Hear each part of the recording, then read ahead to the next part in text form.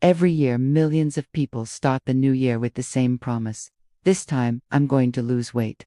Gym memberships skyrocket, diet apps fill our phones, motivation is high, and the dream of that perfect body feels closer than ever. But then, a few weeks later, that motivation fades. The gym bag collects dust. The diet turns into just one cheat day. And suddenly, we're back to where we started, staring at the mirror, wondering what went wrong.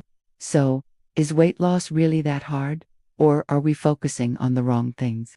Today, we're breaking down the science of weight loss, what really works, and how you can finally make it last.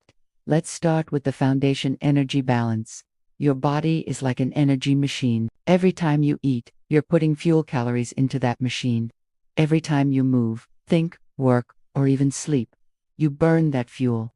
If you eat the same amount of calories that you burn, your weight stays the same. But when you eat more than your body uses, the extra energy doesn't just disappear. It's stored as fat. And when you eat less than your body needs, your body starts tapping into those stored reserves, breaking down fat to use as energy. That's what real fat loss is. Now, here's where people get confused. Everyone wants to know, what's the best diet? Keto, intermittent fasting, low carb, high protein. But according to science, no single diet is magic. All successful diets work through the same principle, a calorie deficit. When you consume fewer calories than you burn, you lose fat. It's that simple. The problem is, people often make their plans unrealistic, cutting too many calories, skipping meals, or removing entire food groups. They go all in for a week, then crash and binge. That's why most diets fail. Not because they don't work, but because they're impossible to maintain. So, what actually happens inside your body when you're in a calorie deficit? When you eat less, your body first uses stored glycogen, the quick-access form of energy stored in your muscles and liver. Once that runs out, your body activates a process called lipolysis, the breakdown of stored fat into usable energy. But here's the truth. This process takes time.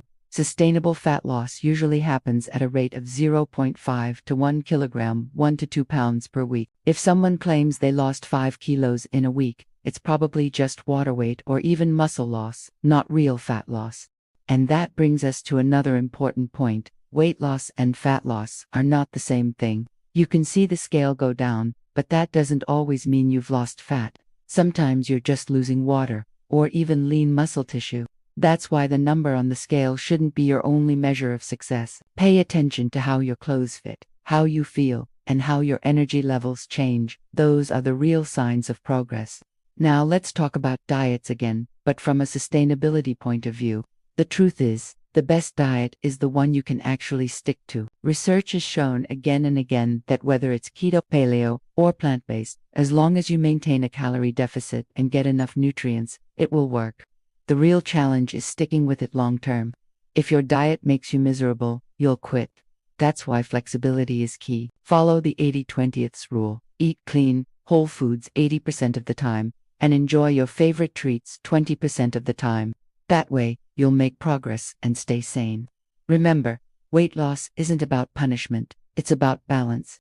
Now, let's add exercise into the mix. Many people think diet alone is enough. But exercise isn't just about burning calories. It's about shaping your body, protecting your muscle, and boosting your metabolism. When you diet, you lose not just fat but also some muscle. But if you include resistance training, lifting weights, or body weight exercises, you preserve that muscle. And that's crucial because muscle burns more calories than fat, even when you're resting. Think of muscles as tiny fat-burning engines inside your body. Add some cardio for heart health and endurance, and you've got the perfect fat-burning combination: strength training plus cardio. But hold on, weight loss isn't only about food and workouts. There's another hidden factor most people overlook: sleep and stress. Studies show that when you sleep less than 6 hours, your hunger hormone ghrelin increases and your satiety hormone leptin decreases. In simple terms, you feel hungrier and less satisfied after eating.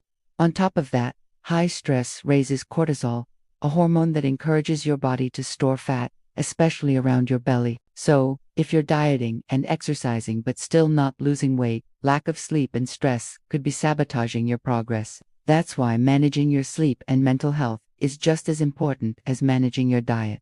Meditation, deep breathing, journaling, or simply going for a walk can make a huge difference. Now, let's talk about metabolism, the most misunderstood part of weight loss. People often say, I just have a slow metabolism, but science tells a different story. Yes, metabolism varies between individuals, but not as dramatically as we think. What really affects metabolism is your lifestyle, your muscle mass, activity level, and even the type of food you eat. You can actually boost your metabolism naturally through strength training, eating enough protein, and staying active throughout the day. Protein has what is called a thermic effect. Your body burns more calories digesting it compared to fats or carbs. So next time you're planning your meal, make sure protein is the star of the plate. Let's get real for a second. Most people fail not because they don't know what to do, but because they give up too soon. They expect instant results, but your body doesn't work like that. Fat loss is a biological process, not a magic trick. The key is consistency, not perfection. Even small daily habits, drinking enough water, walking after meals, sleeping on time, when done consistently, create huge results over time. Remember, slow progress is still progress. Another sneaky culprit that holds people back: liquid calories. We often forget how many calories we drink. That fancy caramel latte, 400 calories.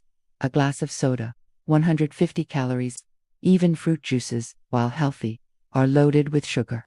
These drinks don't make you feel full, but they add up fast. So one of the easiest ways to start losing weight: switch your drinks. Choose water, black coffee, green tea, or sparkling water instead. Your body and your waistline will thank you.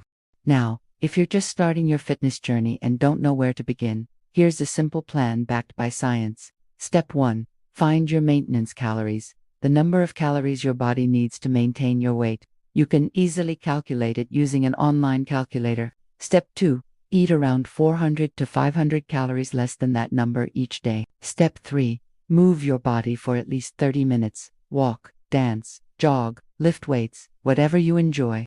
Step 4. Get 7 to 8 hours of sleep and manage stress. That's it. No magic powders, no fat-burning teas, just science, discipline, and patience. And here's something that's often overlooked. Track your progress, but track it smartly. Don't obsess over the scale. Take weekly photos, measure your waist, and notice your energy levels. You might not see a huge difference on the scale, but your clothes might fit better, your skin might glow, and you might feel stronger.